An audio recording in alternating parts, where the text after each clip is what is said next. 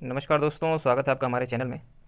और आज हम डिस्कस करेंगे जो इंडियन कॉन्स्टिट्यूशन का हम एक सीरीज चला रहे थे, जिसमें मैंने 2 लेक्चर पहले से बना दिया था। तो उसका तीसरा वीडियो बनने जा रहा है।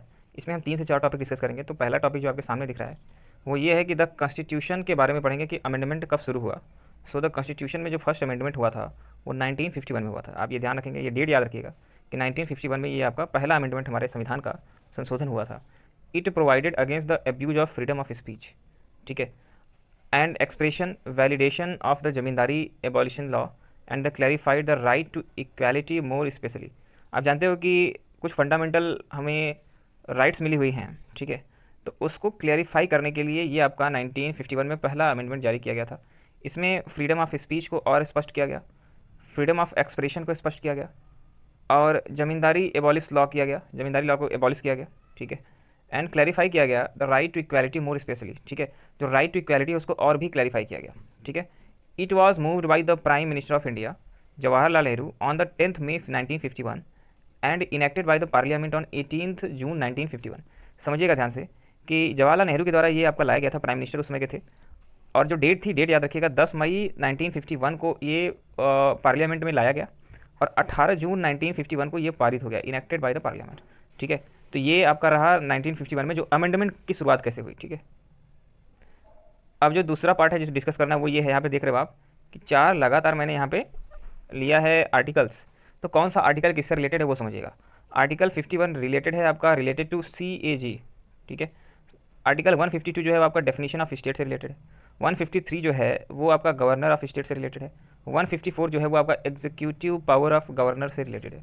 तो ये आपका लगातार बैक टू बैक 151, 2, 3 और 4 इनके बारे में हमने यहाँ पे डिस्कस कर लिया।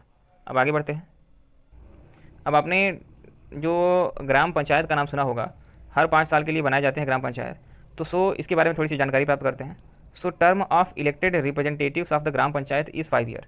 ग्राम पंचायत में जो लोग इलेक्ट होते हैं वो आपका 5 साल के लिए इलेक्ट होते हैं। द पंचायती राज सिस्टम जो है was introduce country wide through 73rd and 74th constitutional amendment 1992। अब आप सोचोगे कि 2 अमेंडमेंट क्यों हुआ, क्योंकि ग्रामीण क्षेत्र में जो अमेंडमेंट हुआ आपका 73rd अमेंडमेंट के अंतर्गत पंचायती राज लागू हुआ, और शहरी क्षेत्रों के लिए 74th कॉन्स्टिट्यूशनल अमेंडमेंट था। और 1992 में इसको पार्लियामेंट में लाया गया था और 93 में ये आपका इनेक्ट हो गया था, मतलब अपने काम के लिए सक्रिय हो चुका था।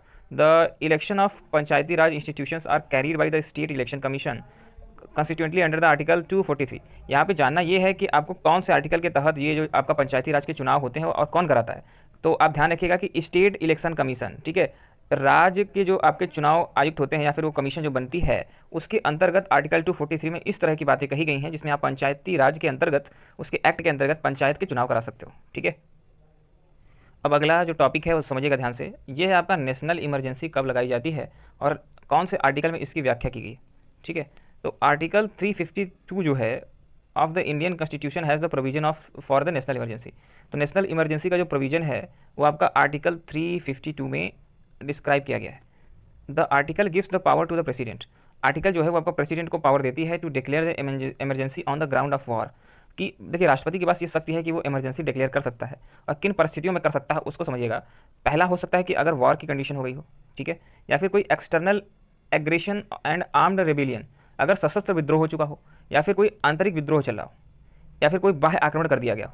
इस तरह की सिचुएशंस अगर आती हैं तो निश्चित तौर पे आर्टिकल 352 के तहत नेशनल इमरजेंसी घोषित की जा सकती है। It leads to suspension of fundamental rights except under article 20 and 21।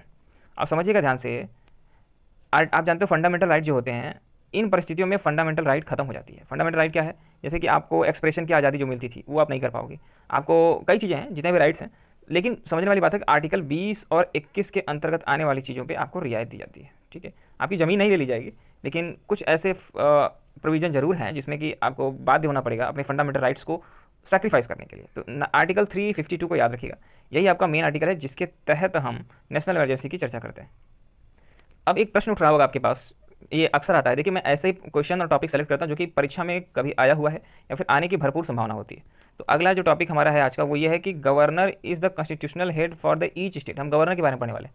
तो गवर्नर जो होता है वो आपका संवैधानिक पदेन हेड होता है किसी भी स्टेट का। ध्यान रखिएगा, संवैधानिक हेड कौन होता है किसी स्टेट का, वो होता है गवर्नर, ठीक है। अब समझिएगा, and is appointed by the president of India. ये भारत के प्रेसिडेंट के द्वारा अपॉइंट किए जाते हैं on the aid and advice of the council of ministers and chief minister of the state for the term 5 year.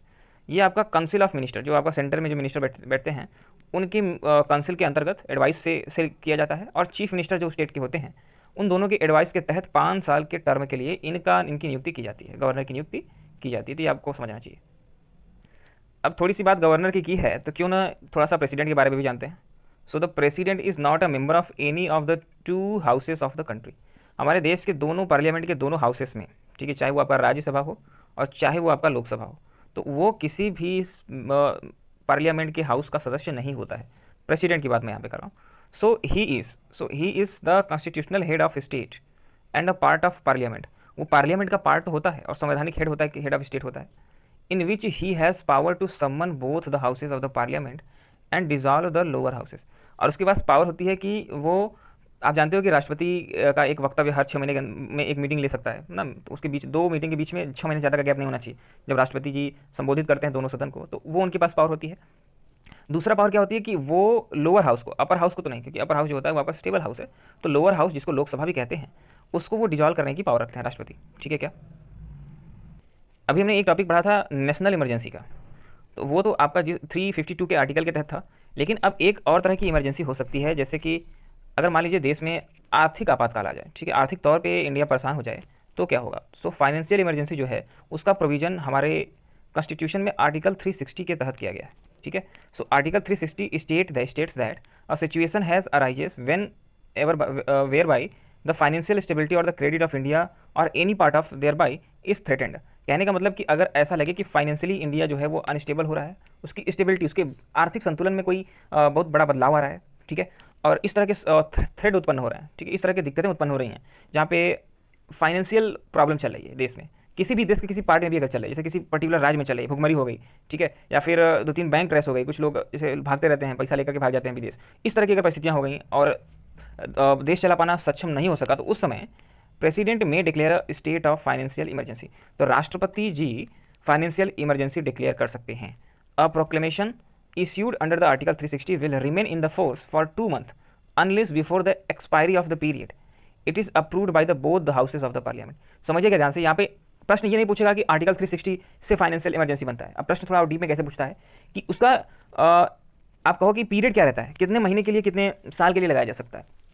तो आप समझिएगा कि आर्टिकल 360 के तहत बिना पार्लियामेंट के परमिशन के अधिकतम 2 महीने तक के लिए फाइनेंशियल इमरजेंसी लगाई जा सकती है। अगर उससे ज़्यादा आपको बढ़ाना है, तो एक्सपायरी डेट को बढ़ाने के लिए, उसके पीरियड को बढ़ाने के लिए आपको पार्लियामेंट के दोनों हाउसेस से, समझिएगा ध्यान से, कि पार्लियामेंट के दोनों हाउसेस से अप्रूवल लेना पड़ेगा कि हम भैया अपने इस पीरियड को बढ़ाना चाहते हैं, फाइनेंशियल स्टेबिलिटी अभी नहीं आई है, 2 महीने में अगर उतना बैकअप नहीं कर पाए तो उस कंडीशन में।